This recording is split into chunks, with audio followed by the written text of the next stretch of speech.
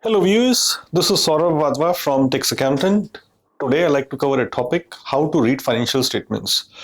I often meet with some clients who say, how come there is no money in my bank account? How come I made all this profit this year and I'm about to pay large amount of tax bill, but where is the money? Show me the money, where is the money? We often get this kind of comments.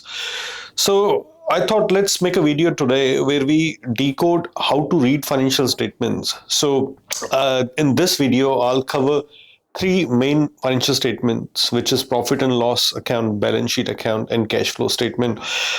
By the finish of this video, you will exactly know how to read the financial statements and how to read the reports when it's presented to you and when it comes to you.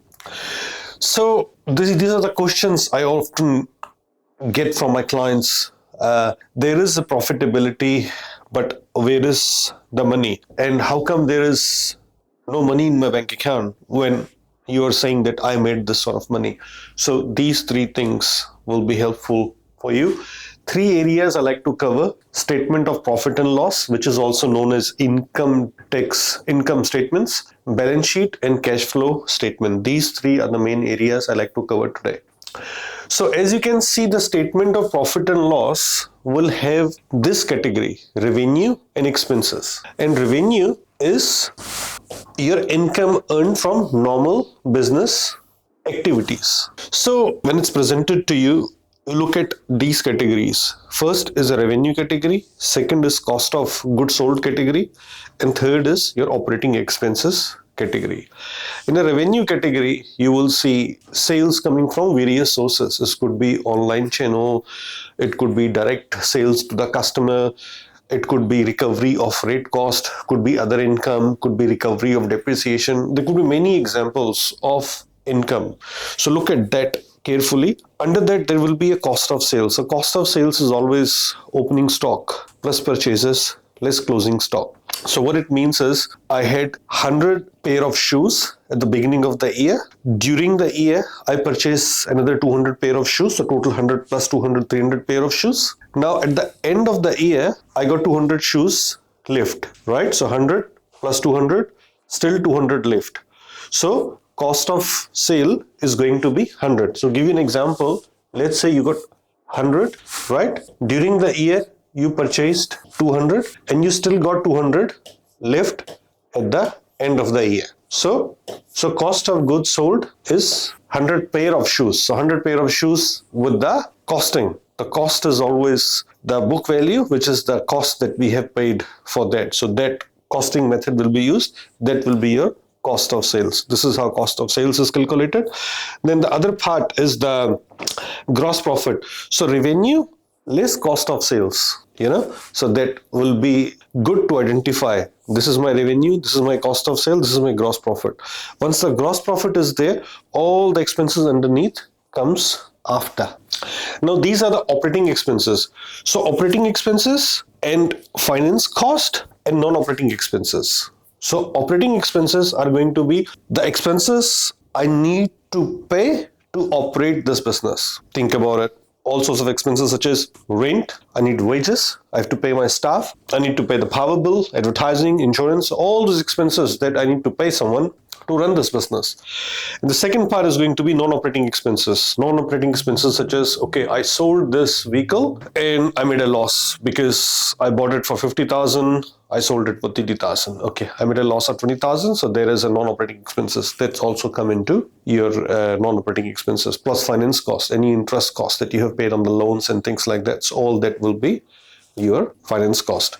Also, depreciation. Depreciation is the loss of capital. So we got the assets, now we're losing the value each year, so there is a depreciation. So this will be part of the expenses in P&L.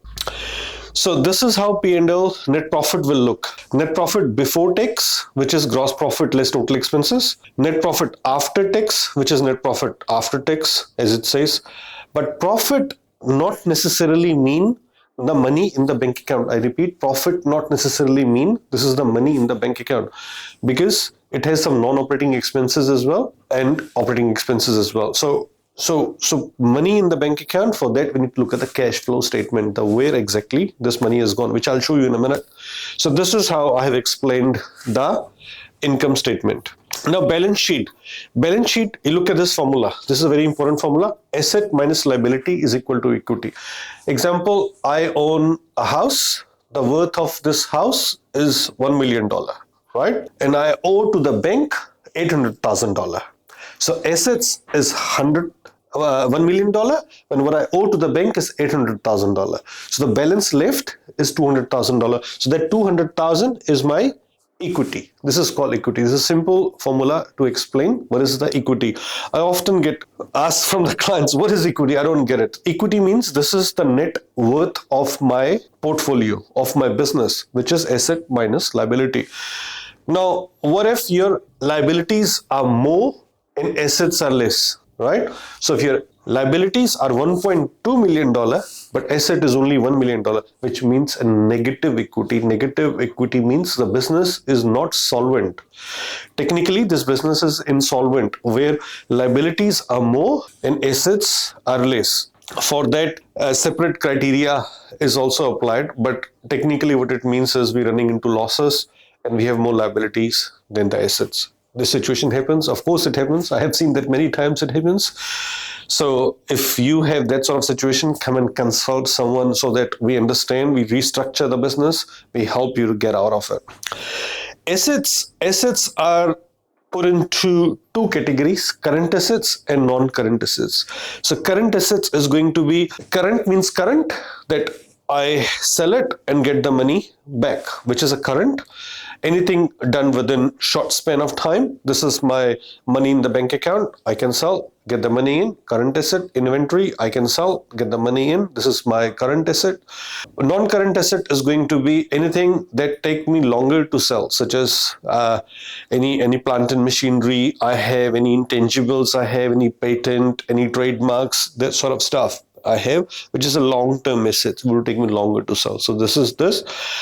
Similarly, liability again, current and non-current. Current, something that I have to pay immediately within 12 months. Non-current, I'll take longer to pay that money. Example, credit card accounts. Okay, I have to pay it today. So this is the current liability. Non-current, I got a term loan for next 5 years. I'll take next 5 years to pay. This is non-current. And equity is just difference between assets and a liability. Now, equity can be in form of various things. It could be retained earning.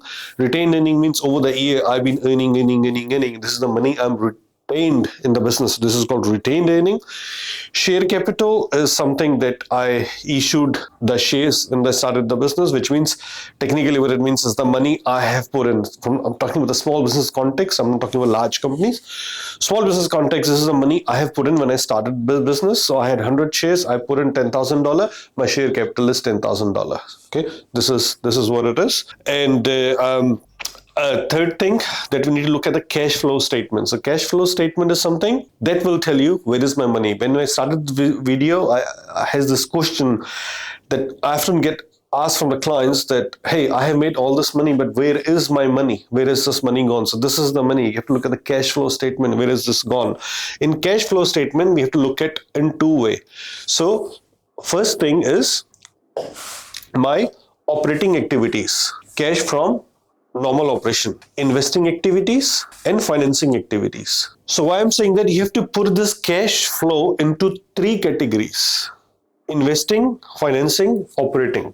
What does it mean? Okay, operating means I'm running my business. This is the money I have received, and this is the money I have paid to my supplier. So money I have received from my customer and money I have paid to my supplier. So this is our operating activity, normal course of business. This is the all. Second is investing. Okay, I have got some assets. I have invested somewhere. I got this plant and machinery. I got the assets. I got vehicle. I got truck. I got something. So I have invested big chunk of money. So possibly when you got profits generated, but at the same time you have invested somewhere. So here you go. Because you have invested the money, it's gone. What I'm trying to tell you, it's a very simple way, but I get students coming from universities, they have studied accountancy for the whole 4 years and still don't understand the simple concept. right? So when you look at those financial statements, you need to be able to figure it out where the money has gone. Because if the money is not in profit and loss account, which you don't see the money corresponding to a cash balances, that is not correlating to cash, then the money has to be either in the assets or liabilities. So could we increase assets, which is investing, I got the assets, or decrease of the liabilities, which is the financing. This is what I told you. This is a very simple concept, but it takes years for someone to understand this concept. Believe me, it is correct. I have seen that happening. Even the accounting graduates who have studied, they still don't get understand this simple concept. And yeah, so the financing one would be if I have repaid any of my loan, so that means I have wasted money into financing something. And at the same time, if I have borrowed money from somewhere, I will get influx of money coming into my business without selling anything.